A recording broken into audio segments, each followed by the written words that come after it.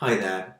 There's been much lamentable news this year, but one image I've found hard to clear from my own mind is of all the litter that's been left at beauty spots across the country this summer, whether it was fly camping in the Lake District, where those so-called disposable tents were being left, along with the disposable barbecues for other people to clear up, down to here in the south and the south coast, where so many tons of rubbish were left along the beaches, almost as if it was to be expected.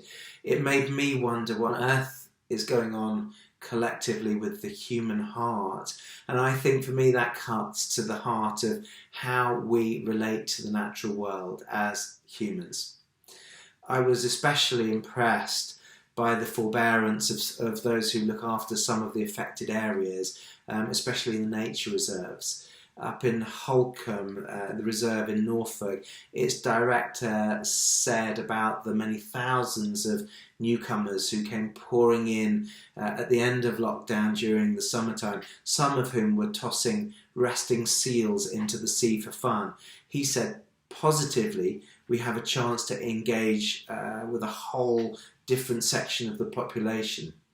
Nikki Williams of the Wildlife Trusts called very helpfully for a more joined up way for us all to see the natural world.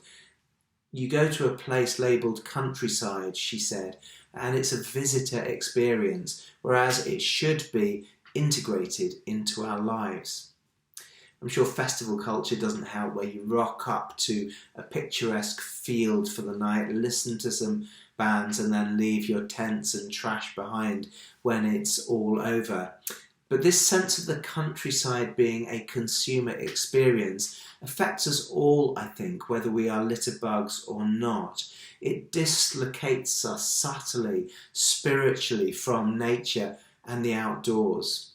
We may think we love the Hampshire chalk streams or the views from St Catherine's Hill or Stockbridge Down, but it can be more like our love for chocolate, say, than it is for a close and dear friend.